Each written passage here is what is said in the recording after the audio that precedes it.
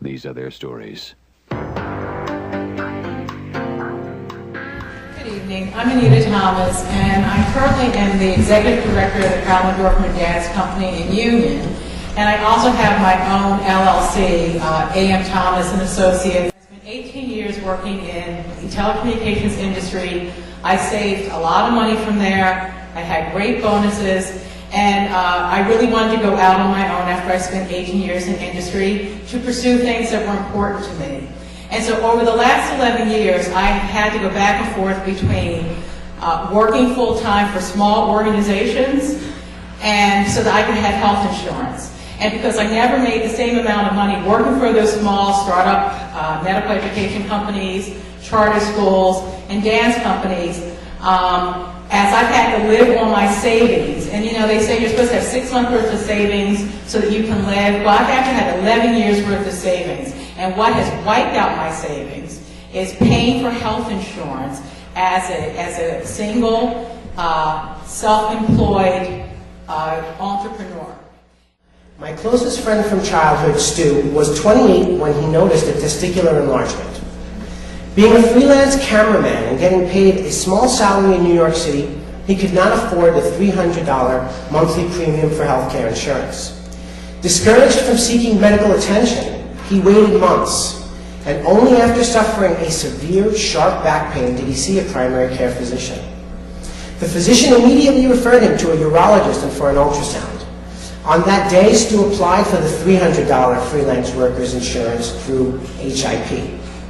He saw the HIP urologist, and an orchiectomy was performed at Columbia Presbyterian Hospital, where he was diagnosed with cancer.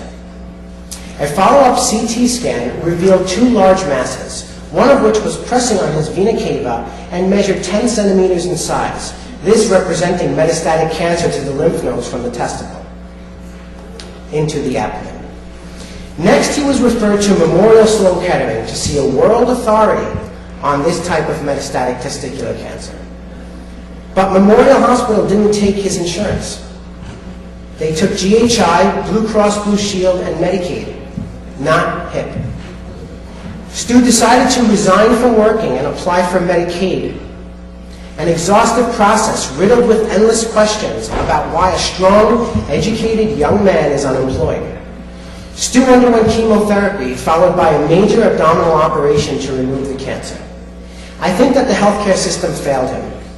If he could afford this insurance earlier on, he probably would have been seen earlier on, diagnosed earlier on, and perhaps would have not undergone this intense chemotherapy and radical surgery.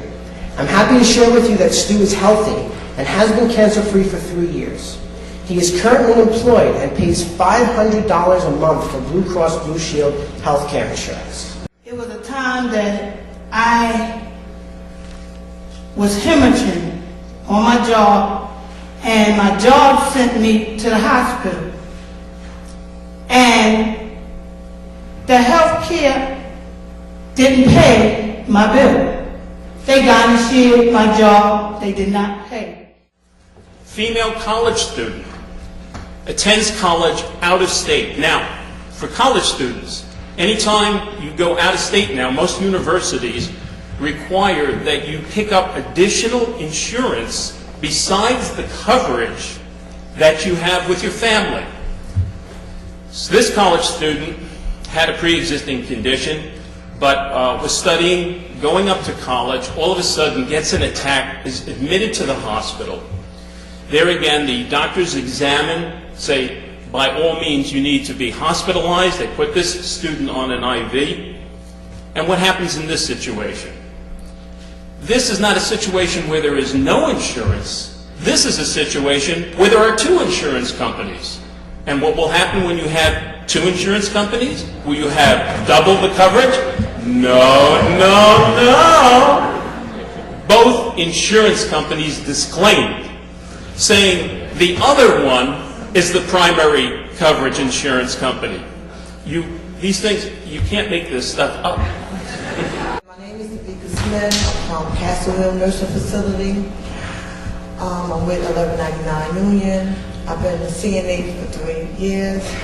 I'm here tonight just to express some of my concerns with a employee saying they're making between $8 to $10 an hour, we can't afford $300 a month for insurance for our family. Some of us have to choose between feeding our family or insuring our family. So it's a constant struggle for employees with low wages.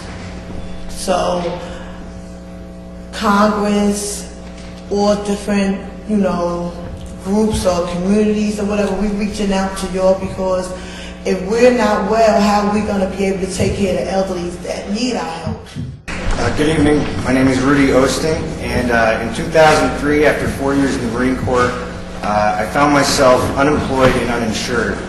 My wife and I went to apply for state assistance in California, where we were living at the time, but told we did not qualify because we had too many assets, which consisted of $1,500 in the bank and 2 cars.